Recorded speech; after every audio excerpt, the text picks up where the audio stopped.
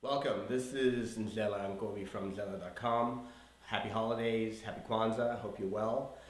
This is the first in a series on looking at the principles of Kwanzaa for filmmakers in general and for DIY filmmakers in particular. This is not Kwanzaa 101. I assume that you've read the book, checked out the website, looked at the Wikipedia page, and are somewhat familiar with the concept of Kwanzaa and what the underlying principles are.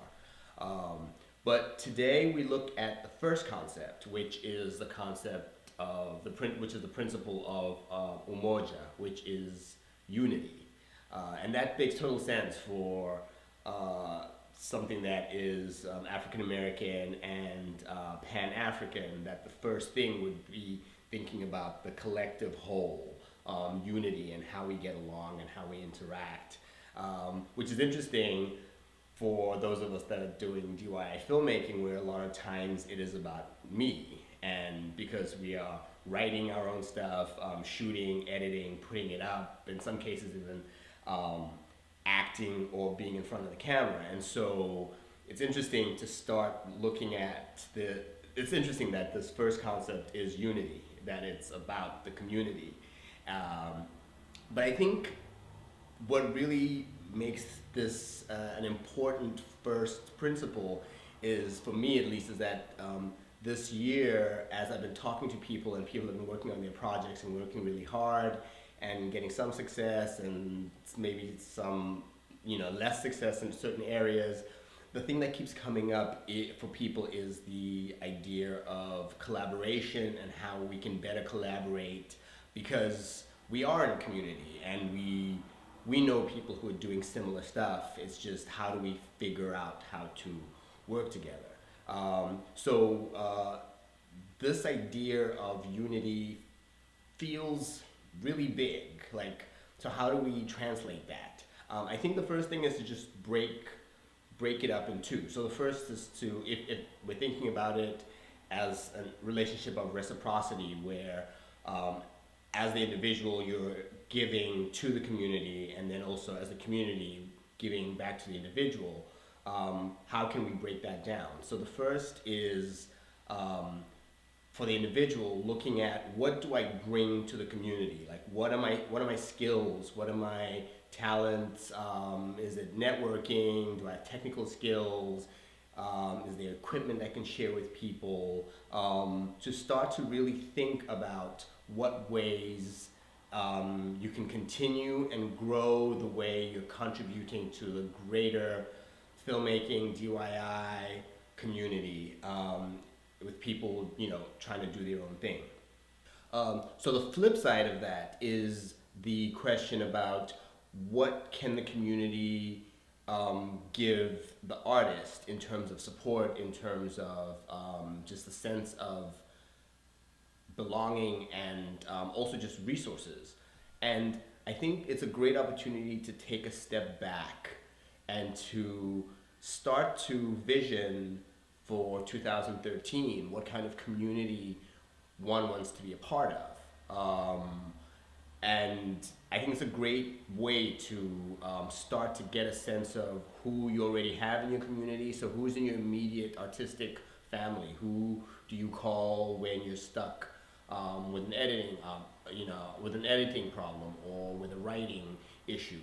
So your immediate circle, and then it also gets you to think about, in a wider circle, like, who do they know, and who's not yet in your community that you might have access to, or be able to get to, who would be good to become part of your community.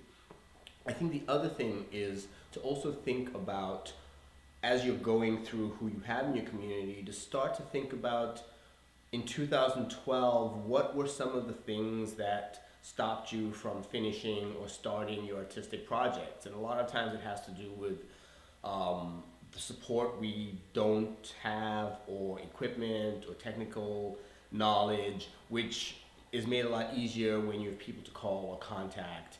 And my example, I was working on a project and looked at a couple of tutorials on YouTube and saw some that were really helpful, and got in touch with the people that taught it. And have expanded my community of artists. And so it doesn't necessarily have to be people that you interact with face to face. It could be because of the opportunities that the web brings. It could be people you just sort of know through Twitter.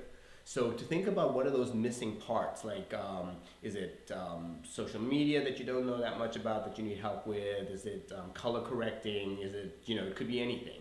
And it gives us a chance to think about for 2013, what do you need to do to round out and complete the community that's going to support you do the work that you want to do. A couple of other things I want to talk about is elders are, you know, and it's in the book, and just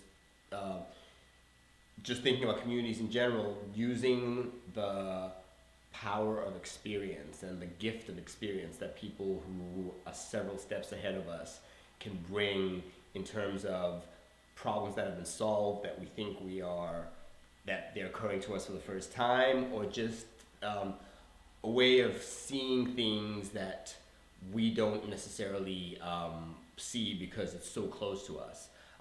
The other thing to think about is the global reach. I refer to that in terms of how our work now is not just seen by the people in our neighborhoods, but is seen globally. And that also gives us the opportunity for global cooperation and working together across borders.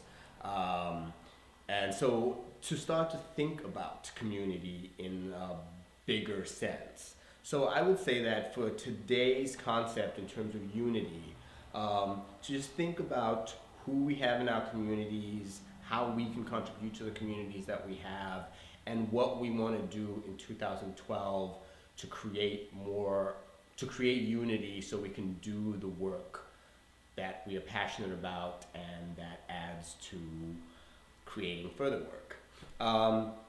In 2 days, I'm going to be looking at the concept of Ujima, which is collective work and responsibility, where I'll be looking more specifically at resources and ways to work together. But for right now, I think would be a good time to just vision and fill in the blanks as you think about 2012 and plan for 2013.